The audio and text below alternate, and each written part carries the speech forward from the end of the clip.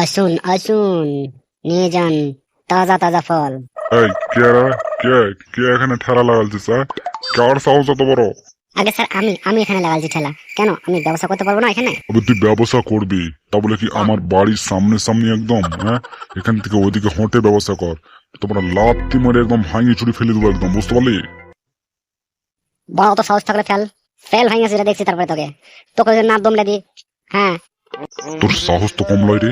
হ্যাঁ, তুই বড় আমাকে দমড়ে দিবি? হ্যাঁ, মুখটা তো যতক্ষণ না ভাঙো তুই শুধরিবি না, দাঁড়া। আর মেজাজ খারাপ করে দিস। আর তুই বাঁচলি না রে, তুই বাঁচলি না, আর বাঁচলি না রে। তোর মনটা কোথায় ফেলবো আর তোর দেহটা কোথায় ফেলতে ভাবছি রে। কি হলো গো, কি হলো? এত চেঁচামেচি কেন করছো? আর মা বলো না, এই ঠেলাওয়ালাটার সঙ্গে বাবা ঝগড়া লাগিয়ে দিয়েছে। তাড়াতাড়ি যাই, নিলে বাবার মাথাটা আরো গরম হয়ে গেলে কিন্তু খুব খারাপ হয়ে যাবে। এই তাড়াতাড়ি ওদেরকে বারণ করো। এই তোরা একদম আমাকে বাধা দিতে আসিস না, বুঝতে পারলি? ইয়ার আজকে মুন্ডটা আলাদা করবই করবো আমি। কি হয়েছে আমাকে বলবে তো তুমি? হ্যাঁ, ও আমার বাড়ির সামনে কেন ঠেলা লাগিয়ে ব্যবসা জুড়েছে? হ্যাঁ, সাহস তো কমলাই। আর তোমরাও আমাকে ফোন করে জানাওনি কেন? বাবা আমি তো অনেকবার বলেছি একে, কিন্তু এ শোনেনি। বলছে আমি রোডের উপরে ব্যবসা করছি, কারণ বাবার জায়গায় করছে না। তাই আর কি বলার ছিল, তার জন্য কিছু বলি নাই। কে আমার বাড়ির সামনে আমাকে আবার হুমকার? হ্যাঁ, এক্ষুনি ওর মুন্ডটা আলাদা করে দেবো আমি। এই ঘর থেকে আমার ওই পাঞ্জা লাঠিটা নিয়ে আয় যা। যাও নিয়ে আসো। আমি যে ভয় খেয়ে গেছি, ভয় আমি লুকিয়ে যাচ্ছি। হ্যাঁ, এই এখানে কি হচ্ছে সব? হ্যাঁ, চেঁচামেচি কেন করছো সব?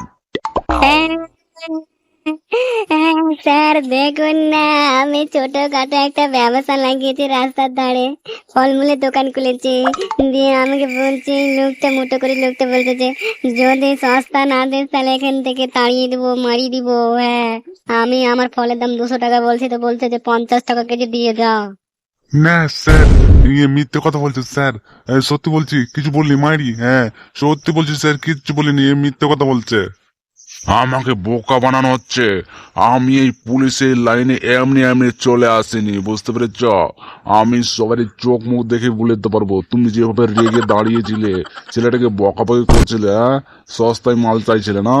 হ্যাঁ, গুন্ডামি চলছে এখানে, গুন্ডামি। হ্যাঁ, তোমার বাড়ির সামনে একটু ব্যবসা করেছে তাতে তোমার গুন্ডামি চলছে? এটা তো সরকারি রাস্তা।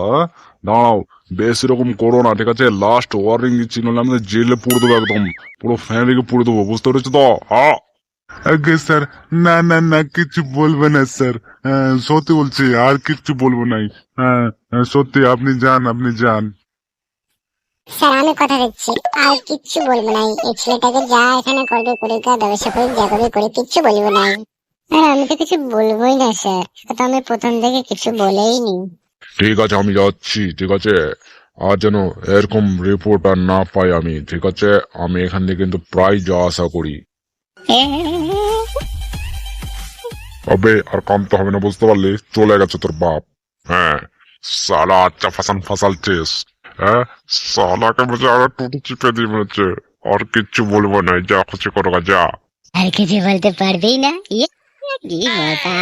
এবারে খুললাম প্যার করে, মানে খুললাম ব্যবসা করে না কিসি সে।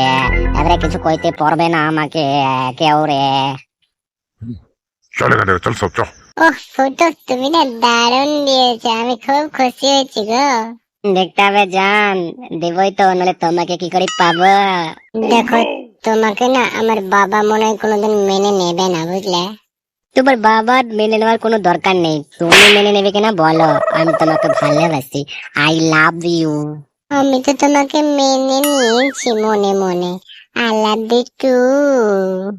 বলছি যে তোমার বাবা মা যখন না থাকবে, একবার ঘরে আমাকে ডাকবে না? কি আছে, তোমার সঙ্গে একটু গল্প করবো, একটু বুঝতেই পারছো। হ্যাঁ, তোমার সঙ্গে একটু আড্ডা দিব। হ্যাঁ, হেভি লাগবে। ঠিক আছে ফুটো, যখন না থাকবে তখন তোমাকে আমি পাট করে ডেকে নেবো, তুমি চলে আসো।